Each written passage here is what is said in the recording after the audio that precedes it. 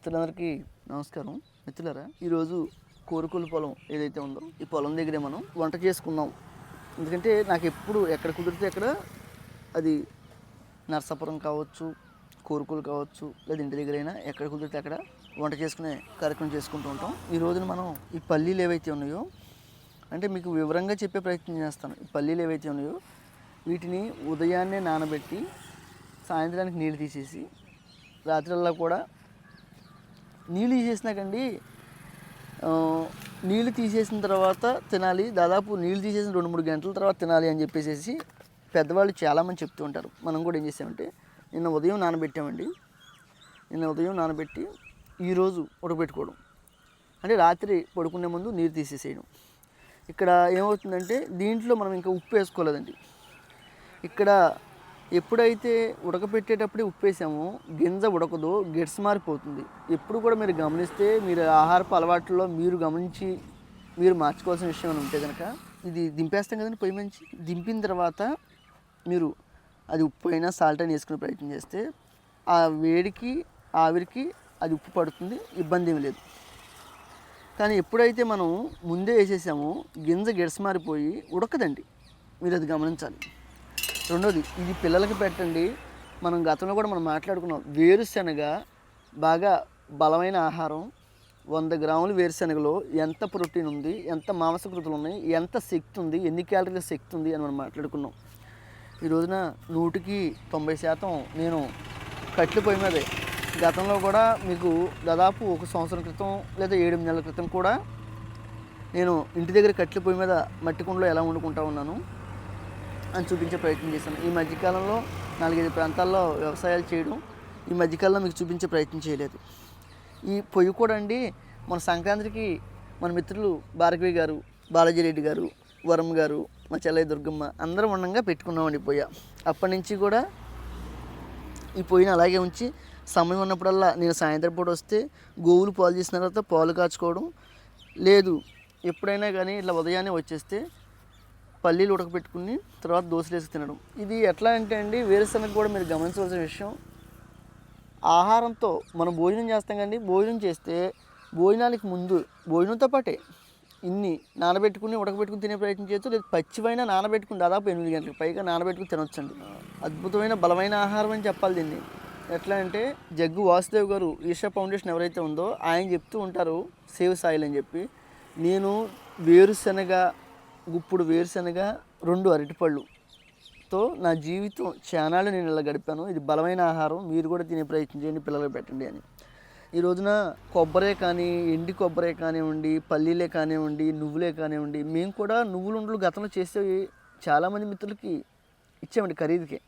ఎట్లా అంటే మనం ఒక 250 గ్రాములు అంటే 1/4 కిలో నువ్వులు తీసుకుని రోలు ఏదైతే ఉందో మెత్తగా దంచేసుకుని పౌడర్ అయ్యేలాగా దంచేసుకున్న తర్వాత బెల్లం వేసేసి అవి 2 కలిసిన తర్వాత అంతకుముందే ఒక 5 ఒక 6 యాలకులు ఏవైతే ఉన్నాయో వాటిని కూడా పౌడర్ చేసుకుని ఉండ చేసుకునే విధానం అది కూడా మీకు చూపించే ప్రయత్నం చేస్తాం. ఇట్లా ఏమవుతుందంటే చాలామంది మిత్రులు నువ్వులు, బెల్లం, యాలకులు 3 ఒకే మిశ్రమంలో ఒకేసారి వేసేసేసి దంచేస్తే మీకు నువ్వులు నలగవండి. నేను అది మీరు గమనించాలి. నువ్వులు నలగవు. నువ్వులు ఏమవుతుందంటే నలగపోకుండా ఆ బెల్లానికి అతుక్కుపోతాయి. యాలకులు కూడా కాయగా బెల్లంలో జిగురు ఉంటుంది కదండి, దానికి అతుక్కుపోయి నలగవండి. అది చెప్తున్నాను. ఆహారపు అలవాట్లు నేను ఏవైతే చేస్తున్నానో, నేను ఏదైతే ఆచరిస్తున్నానో అవి అందరికీ కూడా మీ అందరికీ చెప్పే ప్రయత్నం, చూపించే ప్రయత్నం చేస్తాను. చాలామంది సోదరిమణులు మీరు తినే బియ్యాలు ఏవైతే ఉన్నాయో మీరు వండి మాకు చూపించే ప్రయత్నం చేయండి అని అడుగుతూ ఉన్నారు. అయ్యో ఖచ్చితంగా 100% కూడా నేను ఏం తింటా ఉన్నానో అవి మీ అందరికీ కూడా చూపించే ప్రయత్నం చేస్తానమ్మా. ఇప్పుడు నా దగ్గర ఉన్న దేశవాళీ 26 రకాల బియ్యాలు కూడా మీకు చూపించే ప్రయత్నం చేస్తాను. నేను గత 4-5 రోజుల క్రితం రాజముడి, కరుపు కవని, మనం పండించిన మినపప్పు వాటిని అన్నిటిని కూడా నానబెట్టుకుని రుబ్బుకున్న తర్వాత దోశలు వేసుకునే ముందు దాదాపుగా 8-12 గంటలు పులిసిన పెరుగు ఏదైతే ఉందో ఆ పెరుగు కలుపుకుని దోశలు ఎలా వేసుకోవాలని కూడా చూపించే ప్రయత్నం చేశాను. ఎందుకంటే అందులో అద్భుతమైన ఫైబర్ ఉంది. దాదాపుగా 12-14 ఫైబర్ ఉంది. చాలా అద్భుతమైనది. ఈ రోజున రాజముడి అని బయటిచ్చే దళారులు ఇచ్చే రాజముడే కాదు, అసలు ఒరిజినల్ రాజముడికి మామూలు రాజముడికి చాలా తేడా ఉంది. ఇక్కడ ఏమైపోయిందంటే మైసూర్ మహారాజులు తినేవాళ్ళు రాజముడి, ఉందా మీ దగ్గర? ఆ విత్తనం కావాలన్న వాళ్ళు కొంతమంది అయితే, బియ్యాలు తీసుకునే వాళ్ళు ఎక్కువ మంది పండించుకునే వాళ్ళు. నేను అదే చెప్తున్నాను. మన దగ్గర రాజమూడి తీసుకున్నాక ఫీడ్‌బ్యాక్ అద్భుతంగా ఉంది. ఈ విత్తనం, ఈ బియ్యం నాకు ఇచ్చిన మన మిత్రులు గణేష్ గారు. అదే చెప్తున్నాను నేను. ఈ రోజున దళారులు చేసే మోసం మా మా సోదరి ఝాన్సీ గారు అంటూ ఉన్నారు.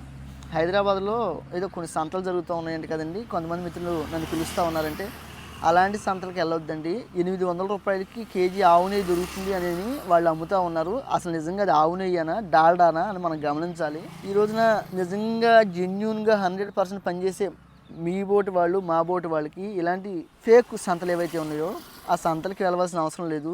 మనకి మనంగా పబ్లిక్‌లో చాలామంది తెలుసు. మనం ఇచ్చే ఆహారం ఏదైతే ఉందో ఆ ఫీడ్‌బ్యాక్‌ని బట్టి మనకి వాళ్ళే చేస్తూ ఉంటారు.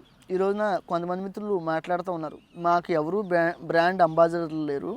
మాకు ఎవరు నిజమైన ప్రచారకులు, బ్రాండ్ అంబాసిడర్లు అంటే ఎవరైతే ఈ ఆహారం తిని ఉన్నారో వాళ్ళే మా దగ్గరికి వచ్చి మళ్ళీ ఈ ఆహారాన్ని అడుగుతూ ఉన్నారు అని మాట్లాడుతున్నారు. నేను అదే చెప్తున్నాను మిత్రులారా. మనందరం గమనించవలసిన విషయం ఏంటంటే, మనం తీసుకునే ఆహారం ఎలా ఉంది? మనం ఏం తీసుకోవాలి? మనం తీసుకోవడంతో పాటు మన పిల్లలకి ఏం పెడతాం? ఒకసారి ఆలోచిద్దాం. ఏదన్నా అవకాశం ఉంటే ఎప్పుడైనా ఇలాంటి వ్యవసాయ క్షేత్రాలకు వచ్చినప్పుడు ఒక 10 మంది కలిసి చక్కగా వంట చేసుకోవడం, అందరం కలిసి ఇలా కట్టెల పొయ్యి ఏదైతే ఉందో ఈ కట్టెల పొయ్యి మీద తినడం. ఇక్కడ చూసుకుంటే ఇది ఆవు పిడకండి. చూసారండి? మీరు గమనించారు. చక్కగా ఇందులో కొంచెం సాల్టు, 4 లవంగాయలు మొత్తం కలిపి మీరు రోట్లో దంచుకుంటారో, మిక్సీ పట్టి పౌడర్ చేసుకుంటే దంతాలకి అద్భుతంగా పనిచేస్తుంది. ఈ రోజున పళ్ళు తోమడం అంటే బ్రష్ ఇచ్చుకుని గిరగిర తిప్పేసేసి తోమడం కాదండి. పళ్ళు తోమడం అంటే మన రామ్దేవ్ బాబా గారు చెప్తారు, విజయరామ్ గారు చెప్తారు, జగ్గు వాసుదేవ్ గారు చెప్తారు. ఏంటంటే పై పళ్ళు కింద కనాలి, కింద పళ్ళు పై కనాలి. అలా అంటే దీన్ని ఇంకో కార్యక్రమంలో చూపించే ప్రయత్నం చేస్తాను. ఎందుకంటే ఈ రోజున దంత ద్రావణం అంటే పళ్ళు తోమడం తెలియని వాళ్ళు కూడా ఏదో ఇంత పేస్టులు కొనుక్కుని నొరగొచ్చేదాకా గిరగిర తిప్పేసేసి అసలు ఎందుకంటే పళ్ళు పాడైపోయినాయండి చాలా. ఇంకోటి ఏంటంటే మన చిగుళ్ళు ఏవైతే ఉన్నాయో చిగుళ్ళను కూడా బ్రష్ చేసి మనం తోమి తర్వాత దంత ద్రావణం చేయాలి అని చెప్పి మన రాజీవ్ దీక్షిత్ గారు అద్భుతంగా చెప్తారండి. నిజంగా రాజీవ్ దీక్షిత్ గారికి అండి నేను అనుకోవడం, ఆయనకి ఏమిచ్చి ఆయన రుణం మనం తెచ్చుకోగలం. వాకు భట్టాచార్యుల వారు ఆయన విధానాలని వాళ్ళు చేసి మనకి ఏదైతే పంచారో అంటే నాలెడ్జ్, కొంత సమాచారాన్ని ఆయన అద్భుతంగా సేకరించి మనకు అందించారండి. ఆయన దాదాపు 42-43 సంవత్సరాల వయసులో ఆయన చనిపోవడం నిజంగా చాలా బాధ. ఆయన అంటూ ఉండేవాళ్ళు ఇప్పుడు 2008-2009 ఆ ప్రాంతంలో, ఆ సమయంలో అప్పుడు నేను చాలా చిన్నవాడిని అనుకోండి. ఆయన గురించి కొంతమంది పెద్దలు చెప్పడం, నేను తెలుసుకోవడం చాలా జరిగింది అనుకోండి. అప్పుడు మన దేశం మొత్తం మీద 17 కోట్ల దేశవాళీ ఆవులు ఉన్నాయి. ఆ ఆవు ఉంటే అద్భుతంగా ఏదైనా చేయొచ్చు. ఆ ఆవు ఉంటే ఇట్లా ఆహారం వండుకోవడానికి పిడకలను ఏర్పాటు చేసుకోవచ్చు. అలాగే ఆవు ఉంటే ఇలా వ్యవసాయం చేయొచ్చు. ఆవు ఉంటే ఆఖరికి మనకి గ్యాస్ ఉంది కదండి, గోబర్ గ్యాస్ తయారవుతుంది. గోబర్ గ్యాస్ ద్వారా కార్లు కూడా నడుస్తూ ఉన్నాయి. ఆవు ఉంటే అన్నీ వస్తాయి. ఈ రోజున ఇక్కడ మనం గమనించుకుంటే నేను కొన్ని సందర్భాల్లో ఆవు నెయ్యితోనే చాలా మటుకు ఆహారాలు వండుకునే ప్రయత్నం చేస్తుంటాను. అంటే ఆవు ఉంటే అన్నీ వస్తాయి అని చెప్పిన అద్భుతమైన వ్యక్తి మన రాజీవ్ దీక్షిత్ గారండి. నిజంగా అది ఆచరించి చేయాలంటే ఈ రోజున ఏమైపోయిందంటే చాలామంది మిత్రులకి చేద్దామని ఆలోచన ఉన్నప్పటికి కూడా గోవుల దగ్గర శ్రమించాలి, పచ్చగడ్డి కొయ్యాలి, లేకపోతే అట్లా ఎండుగడ్డి ఏదైతే ఉందో అలా నిలవ పెట్టాలి. అవన్నీ కూడా కొన్ని ఇబ్బందుల వల్ల చేయలేని పరిస్థితి. ఈ రోజున ఒక గోవు అయినా 2 గోవుల దగ్గర అయినా 15,000 నుంచి 20,000 రూపాయలు ఇస్తాము. చేసేవాళ్ళు ఉన్నారంటే చేసేవాళ్ళు లేరు. దీని గురించి మేము మాట్లాడితే మన మిత్రులు నేనేమన్నానంటే, దక్షిణ భారతదేశంలో వ్యవసాయం కానీ గోవుల దగ్గర కానీ పనిచేసే వాళ్ళు లేరు. ఉత్తర భారతదేశం నుంచి వస్తూ ఉన్నారు. వాళ్ళకి ఉచిత పథకాలు లేకపోతే వాళ్ళు మా కుటుంబం కోసం మేము ఏదో కొంత డబ్బును సంపాదించుకోవాలి, వాళ్ళకి అన్నం పెట్టాలని ఆలోచన ఉండవు. ఈ రోజున ఎలా అయిపోయిందంటే మనం ఎక్కువ చదువుకోవాలి, చదువు సంస్కారాన్ని నేర్పాలి కానీ దరిద్రాన్ని కాదు అని నేను నమ్ముతానండి. ఈరోజు ఎలా అయిపోయింది, చదువుకుంటా ఉన్నారు. ఏమండి ఈ రోజున అమెరికాలో చూసుకుంటే ఎంత చదివినా ఏం చేసినా దీన్ని ఒక వ్యాపారంగా, దీన్ని ఒక కమర్షియల్గా చేసి అద్భుతంగా రాణించట్లేదా? ఆయన ఆంధ్రప్రదేశ్ ఈనాడు సంపాదకులు మన నాగేశ్వరరావు గారిది మన మా మిత్రుడు ఒక ఆయన వీడియో పెడితే చూస్తాను నేను. ఆయన చెప్తూ ఉంటారు, పుల్లారెడ్డి స్వీట్స్ ఏవైతే ఉన్నాయో ఆయన కర్నూలులోనూ చిత్తూరులోనూ ఎక్కడో ఒక 78, 79 ఆ ప్రాంతంలో 1 లీటర్ పాలు ఎంతకు అమ్మేవాడు. పాలు అమ్మితే ఒక రకంగా, దాన్ని స్వీట్లు చేస్తే ఒక రకంగా, దాన్ని వెన్న తీసి అమ్మితే ఒక రకంగా ఏంటి అని ఆయన కనుక్కొని ఆయన పుల్లారెడ్డి స్వీట్స్ తయారు చేసి ఉమ్మడి ఆంధ్రప్రదేశ్ అంటే 2013 అంటే విడిపోక ముందు ఆంధ్రప్రదేశ్ ఏదైతే ఉందో ఆంధ్రప్రదేశ్లో అంటే ఆంధ్ర తెలంగాణ మొత్తం 23 జిల్లాల్లో టాపెస్ట్ ట్యాక్స్ ప్లేయర్గా ఉన్నారు ఆయన.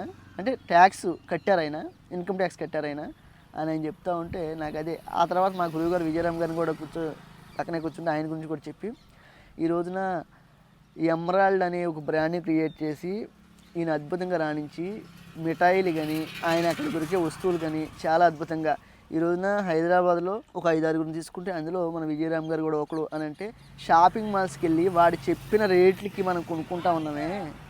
కొంతమంది మిత్రులు చెప్తా ఉన్నారు బహురూపి బియ్యం బెంగళూరులో షాపుల్లో పెట్టి 200 రూపాయలకి పైగా అమ్ముతూ ఉన్నారండి. ఈ రోజున దళారీ వ్యవస్థ ఏ విధంగా అయిపోయిందంటే పండించే తక్కువ, చేసే తక్కువ, ఆడావిడి ఎక్కువ.